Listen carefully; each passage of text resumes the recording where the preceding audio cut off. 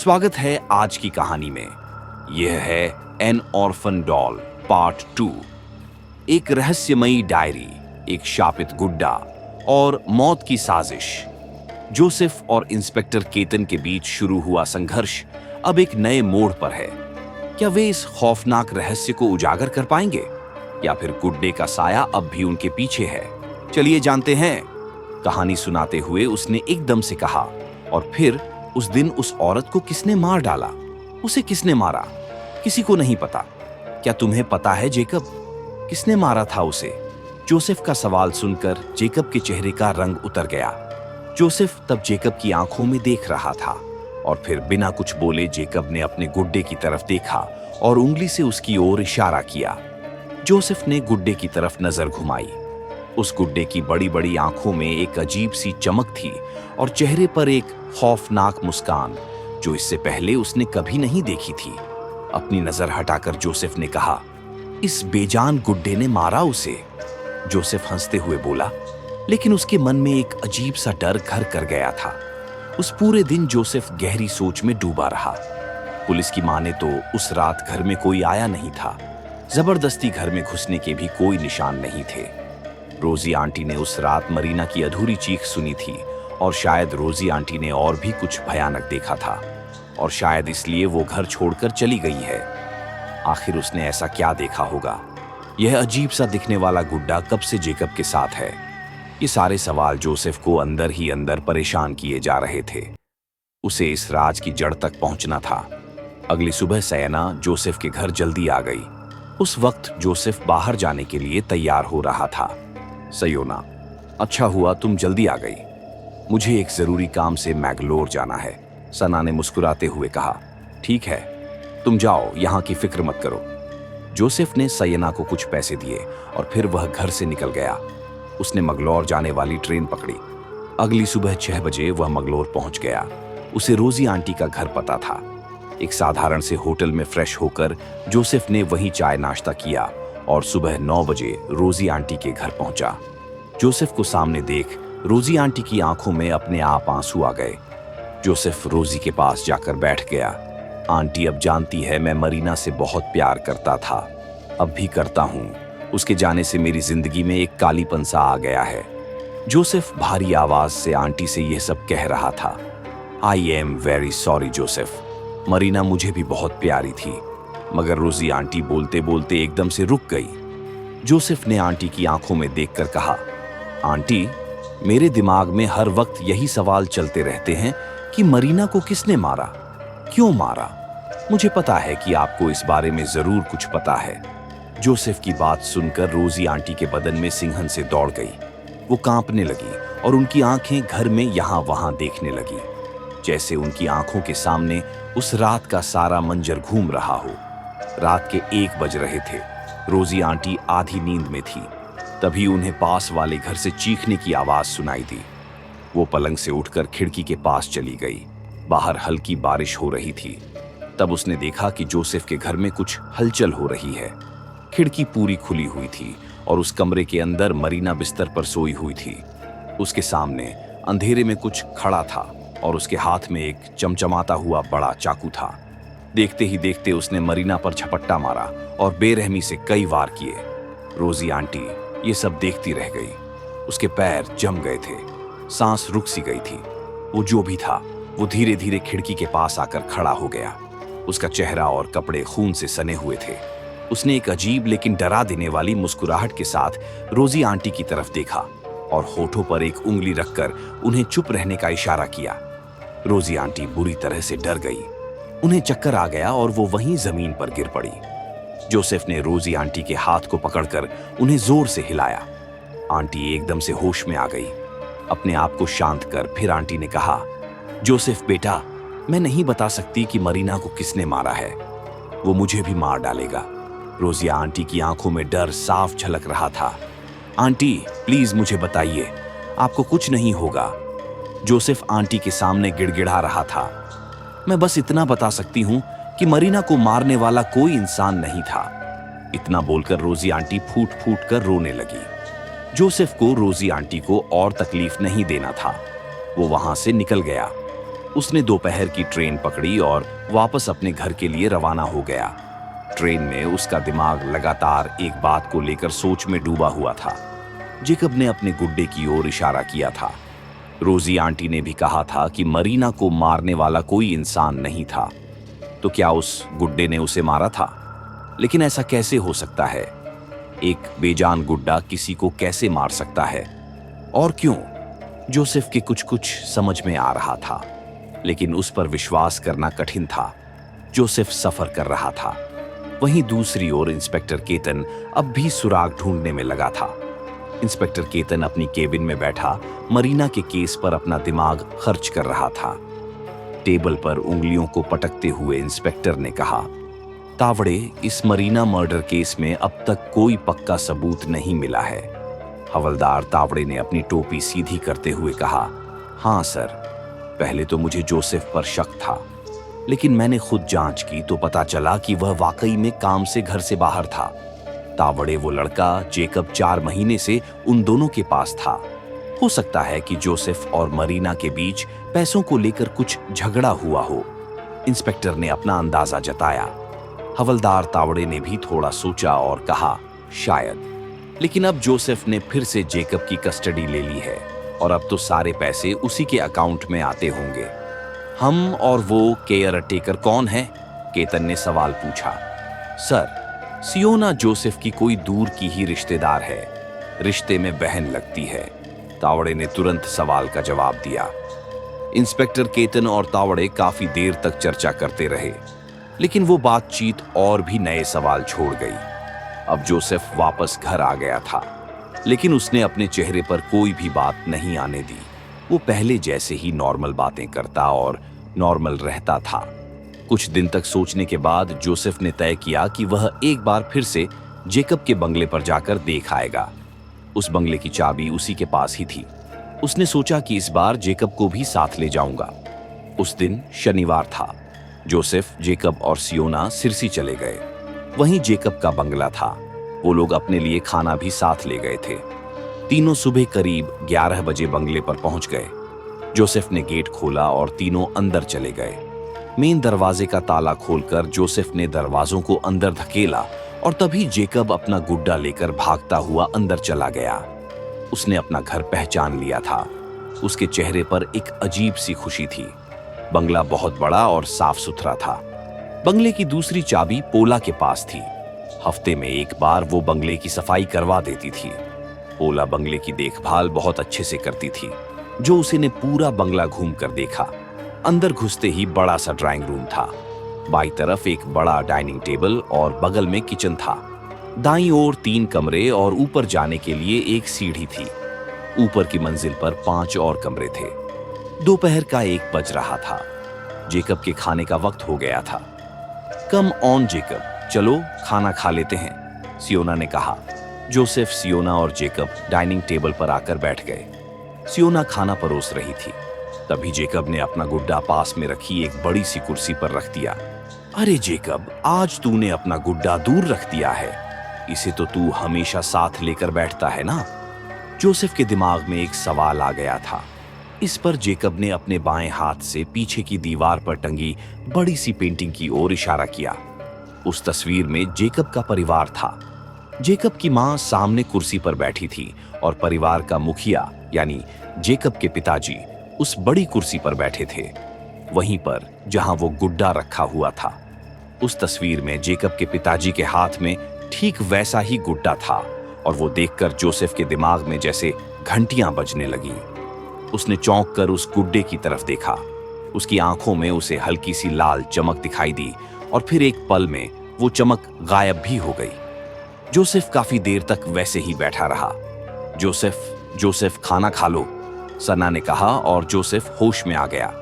अब उसके दिमाग में थोड़ी थोड़ी बातें साफ होने लगी थी, लेकिन जो कुछ भी वह देख पा रहा था या सुन पा रहा था उस पर यकीन करना अब भी उसके लिए मुश्किल ही था। अगले ही दिन जोसेफ सीधा पोला के ऑफिस जा पहुंचा। उसने पहले ही फोन करके बता दिया था कि वह जेकब के पिताजी के बारे में जानना चाहता है। जोसेफ पोला के सामने बैठा था। आपको अचानक से जेकब के पिताजी यानी मिस्टर केविन के बारे में क्यों जानना है? क्या कोई प्रॉब्लम है? पोला ने सवाल किया। जोसेफ ने थोड़ा गुस्से में ही कहा, अचानक नहीं पला। इतने दिनों में मैंने तुमसे ये बात कभी नहीं पूछी, लेकिन अब जानना जरूरी है। प्लीज मुझे सब कुछ बताओ, जो भी तुम जानती हो। ठीक है जोसेफ। मिस्टर केविन एक बहुत बड़े बिजनेसमैन थे।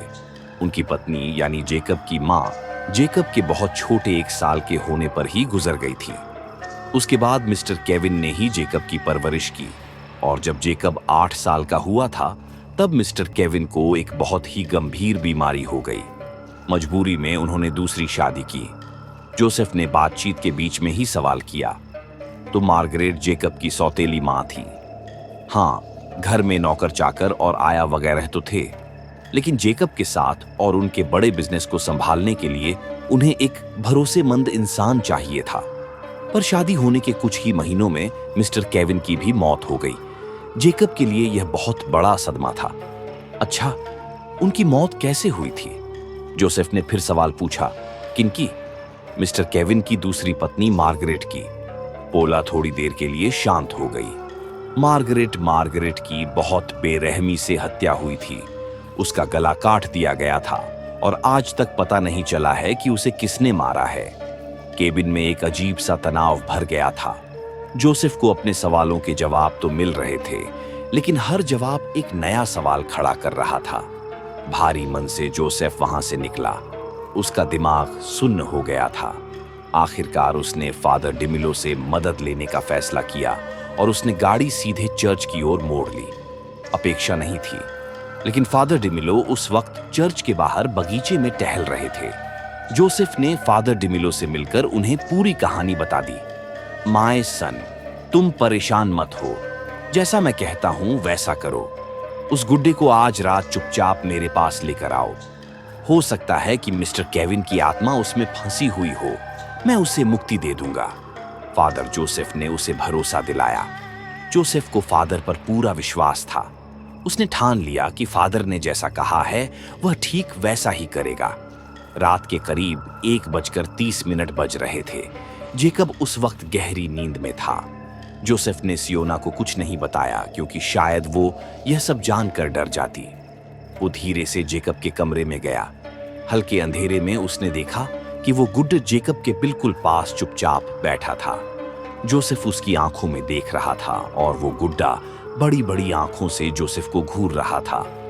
जोसेफ जेकब के पास गया, उसके आधे सरके हुए कंबल को ठीक से उड़ाया और गुड्डे के पास पहुंचा।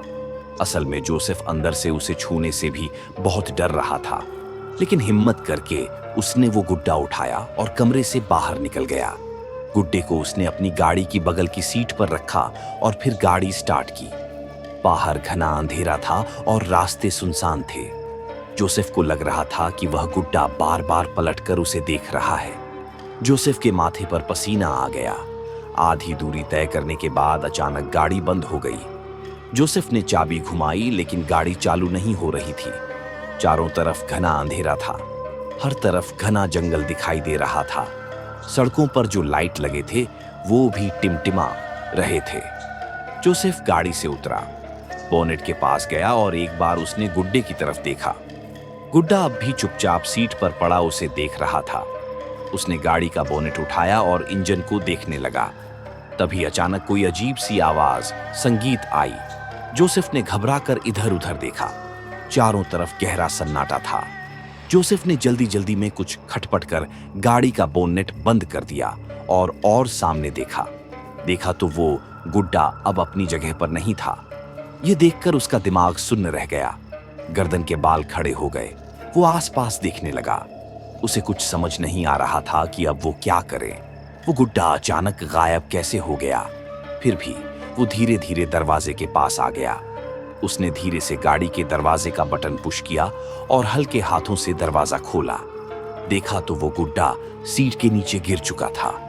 वो देख जोसेफ ने राहत की सांस ली और कांपते हाथों से उसे उठाया और फिर सीट पर रखा। गाड़ी में बैठे जोसेफ ने गाड़ी को तेजी से भगाया और किसी तरह जोसेफ फादर डिमिलो के घर पहुंचा। फादर ने जब उस गुड्डे की आंखों में देखा तो उसमें हल्की लाल रोशनी चमक रही थी। फादर को एक अजीब सी बेचैनी महसूस हुई। चेहरे पर पसीना उभरने लगा। शरीर में अकड़न सी महसूस होने लगी। जैसे वो गुड्डा अपना असर दिखा रहा हो। जब कोई अमानवीय शक्ति के नजदीक आता है तो डर अपने आप बढ़ने लगता है। फादर को जैसे ही अजीब सा महसूस होने लगा। उन्होंने एक क्रॉस हाथ में लिया और गुड्डे के छाती पर रख दिया।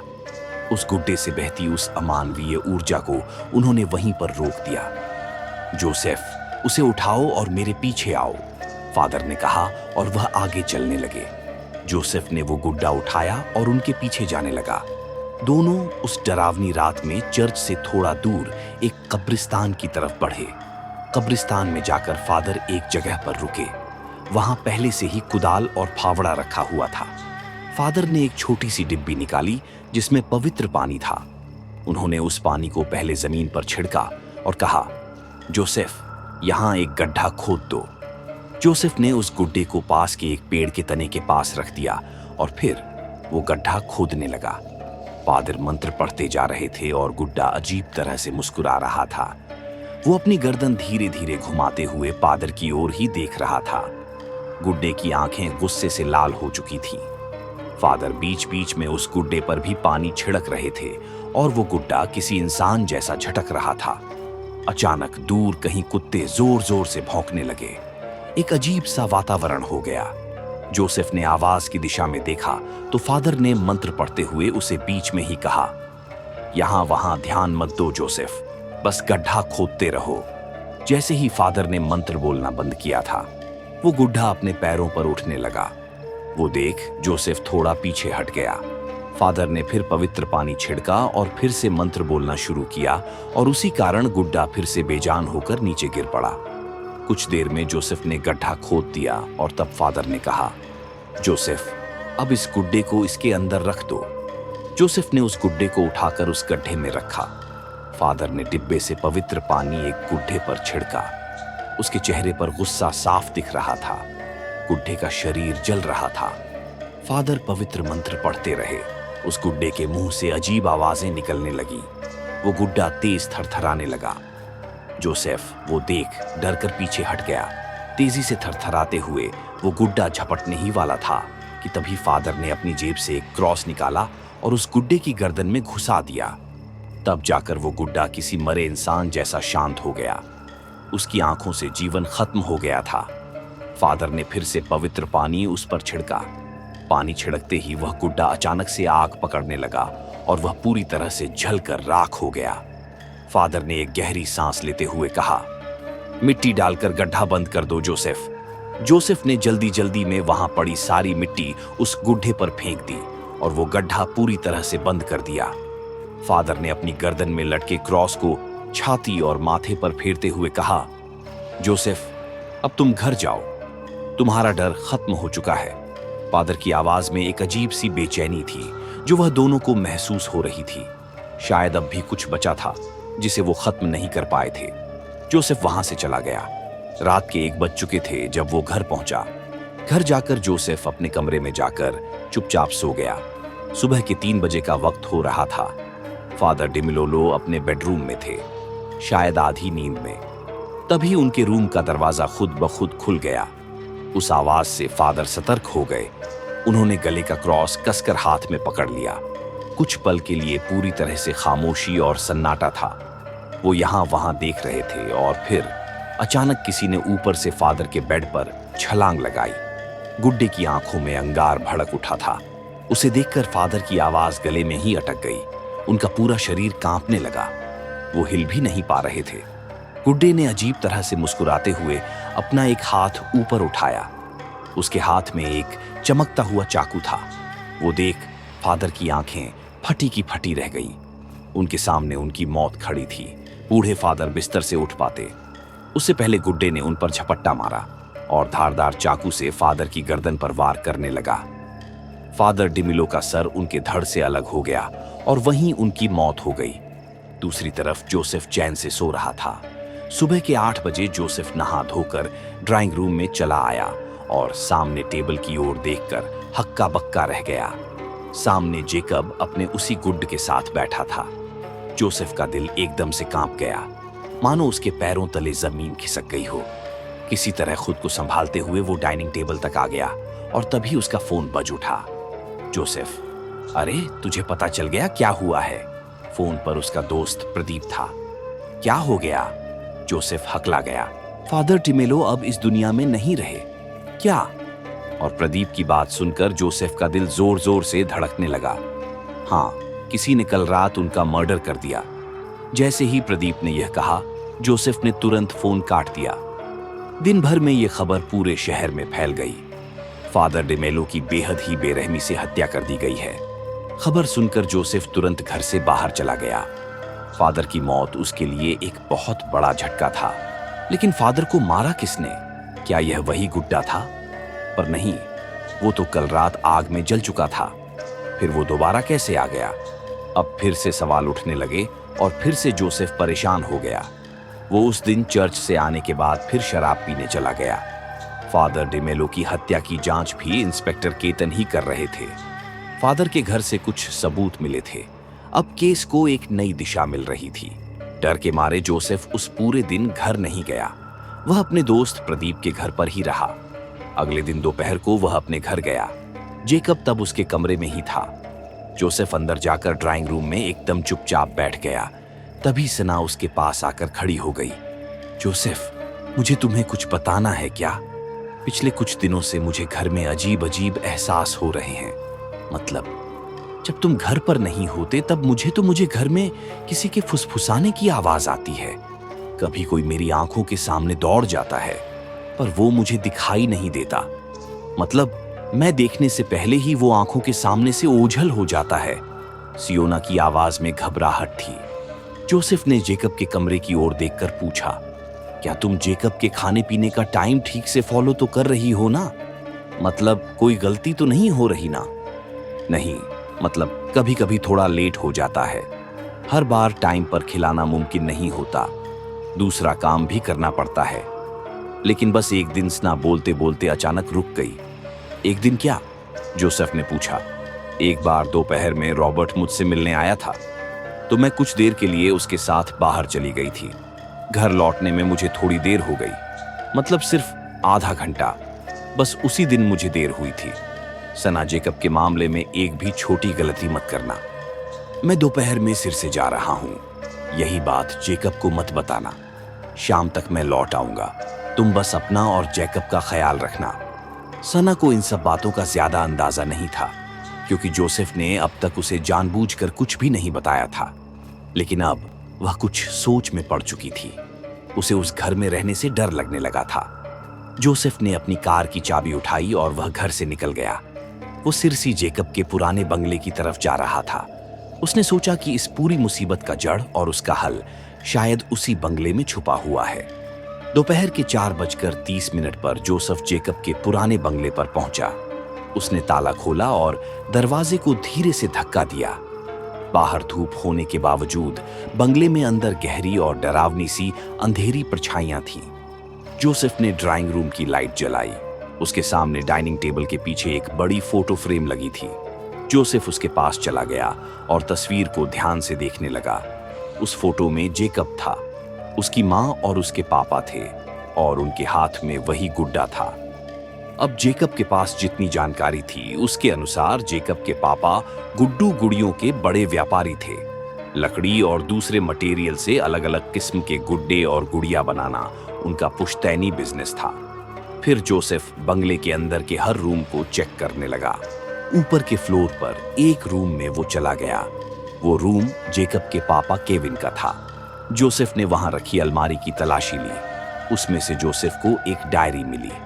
वो मिस्टर केविन की पर्सनल डायरी थी। जोसेफ ने वो डायरी खोली और पास रखी कुर्सी पर बैठकर उसे पढ़ना शुरू किया। डायरी में शब्द कम थे, लेकिन अजीब अजीब ड्राइंग थी। कुछ तांत्रिक विधियां लिखी थीं और उन तांत्रिक विधियों को इस्तेमाल कर अलग अलग किस्म के गुड्डे और गुड़िया बनाने का तरीका भी लिखा हुआ था। कुछ गुड्डे की डिजाइन और उनकी बनावट ऐसी थी जैसे इंसानी शरीर के असली अंग उनमें लगाए गए हों। ये सब देखकर जोसेफ के हाथ कांपने लगे। उसका गला सूखने लगा और एक पेज पर लिखा था, मैं अपनी सबसे पसंदीदा डॉल बना रहा हूं। उसका नाम है जेमी, और आगे के पेजों पर उस डॉल के अलग अलग हिस्सों के स्केच बनाए गए थे। आखिर के कुछ पन्नों पर जोसेफ ने कुछ ड्राइंग और टेक्स्ट देखा, और जो उसने देखा उस पर यकीन करना उसके लिए मुश्किल हो रहा था। वो एकदम से चौंक कर कुर्सी से खड़ा हो गया। जमी वही गुड्डा है जो हमेशा जेकब के साथ होता है। वो दरअसल कोई सामान्य खिलौना नहीं था। उसमें मिस्टर केविन की आत्मा कैद थी और वहां उसे कैद करने की विधि बताई गई थी। मरने से पहले मिस्टर केविन ने जेमी जैसे कई गुड्डे बनाए थे और वह सब बंगले के तहखाने में कहीं रखे हुए थे। पर वो तहखाना कहाँ था? वहां कुछ और भी ड्राइंग थे जो उस बंगले के कुछ हिस्सों के बारे में बता रहे थे। कांपते हाथों से जोसेफ ने वो डायरी अपने बैग में रख ली। शाम हो गई थी। धीरे धीरे अंधेरा फैलने लगा था। जोसेफ नीचे ड्राइंग रूम में आ गया और सामने देख वो चौंक गया। इंस्पेक्टर केतन वहीं एक कुर्सी पर बैठा उसका इंतजार कर रहा था। इंस्पेक्टर केतन, आप यहाँ? जोसेफ हैरानी से बोला। मिस्टर जोसेफ, मैं आपको फादर डिमिलो की हत्या के आरोप में अरेस्ट करने आया हूँ। इंस्पेक्टर केतन अपना डंडा घुमाते हुए बोला। क्या? मैं फादर डिमिलो को क्यों मारूंगा? सर, आप गलत समझ रहे हो, जोसेफ ने सफाई दी। इंस्पेक्टर उठकर खड़ा हो गया। मुझे भी तो यह जानना है कि आपने फादर को क्यों मारा। उनके घर से मुझे आपका यह ड्राइविंग लाइसेंस मिला है और मुझे यह भी पता चला है कि उस रात आप फादर डिमिलो के घर भी गए थे। सर, मैं सच कह रहा हूं, मैंने फादर को नहीं मारा। फादर डिमिलो की हत्या उस श्रापित गुड्डे ने की है। ओ, मतलब फादर डिमिलो को एक गुड्डे ने मारा है, एक बेजान लकड़ी और भोंसे से बने गुड्डे ने। देखिए मिस्टर जोसेफ, अब यह बकवास बातें बंद कर दीजिए। बेहतर होगा कि आप मेरे साथ स्टेशन चलिए। केतन अब गुस्से में था। जोसेफ ने इंस्पेक्टर के सामने घुटने टेक दिए और गिड़गिड़ाते हुए उसने कहा, सर, जहां आप कहेंगे मैं वहां चलने को तैयार हूं, लेकिन प्लीज मैं कुछ आपको बताना चाहता हूं। उसे बस एक बार ध्यान से सुनिए। एक आखिरी रिक्वेस्ट है। सॉरी जोसेफ, तुम्हें जो भी कहना है वो तुम्हें पुलिस स्टेशन में ही कहना होगा। और ऐसा कहते हुए इंस्पेक्टर केतन आगे आया और उसने जोसेफ की कलाई पकड़ ली। इंस्पेक्टर केतन जोसेफ को खींचते हुए ले जाने लगा।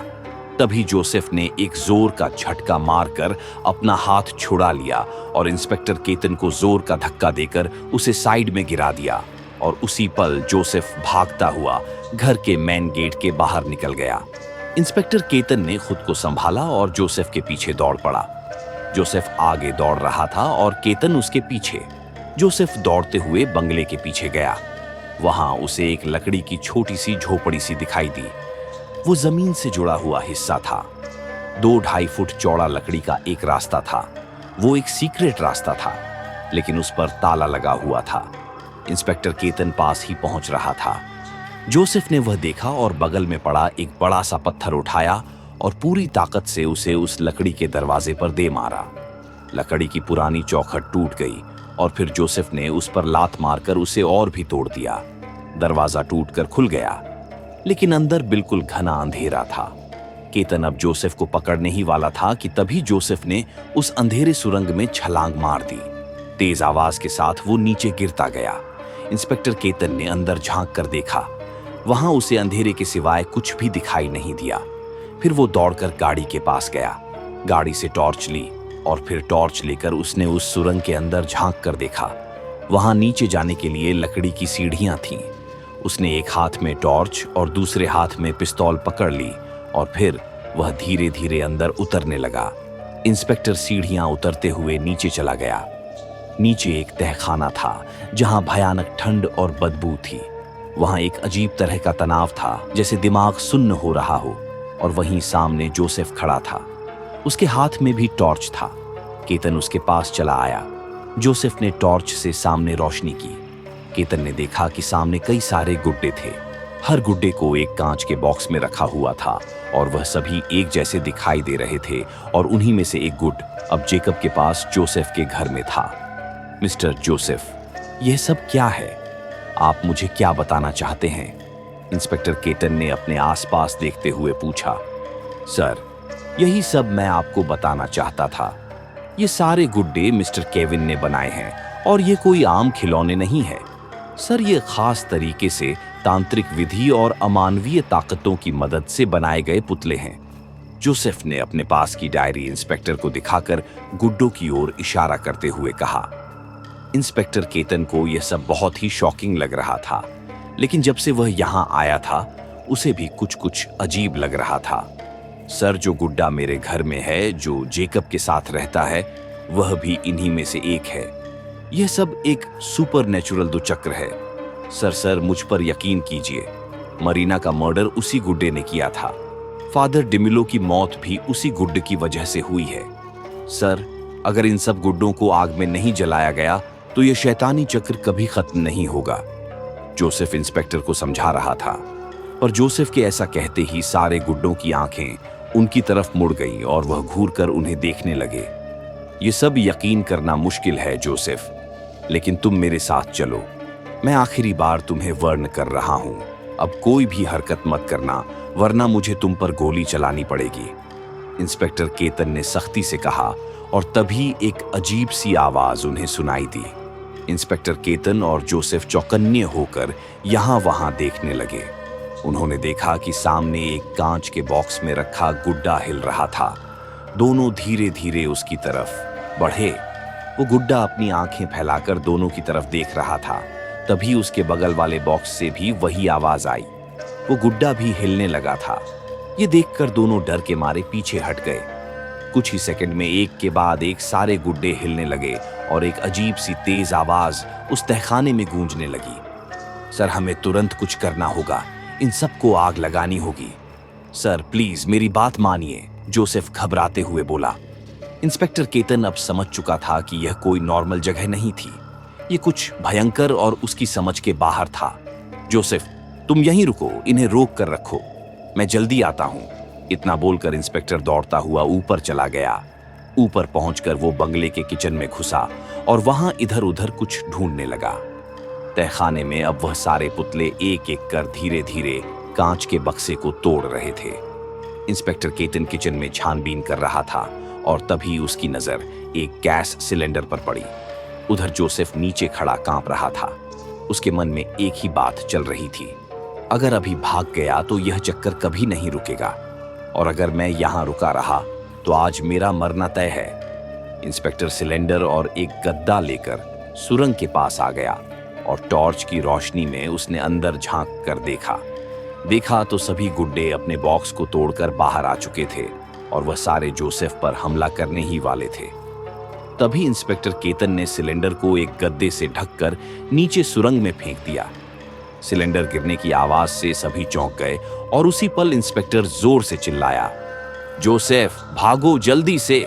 जोसेफ छलांग लगाकर सीढ़ी की तरफ भागा और पूरी ताकत से सीढ़ी चढ़कर ऊपर आ गया। तब इंस्पेक्टर ने देखा कि सारे गुड्डे सीढ़ियों तक पहुंच चुके थे और ऊपर आ रहे थे। उसने अपनी बंदूक निकाली और वहां पड़े सिलेंडर पर गोली चला दी।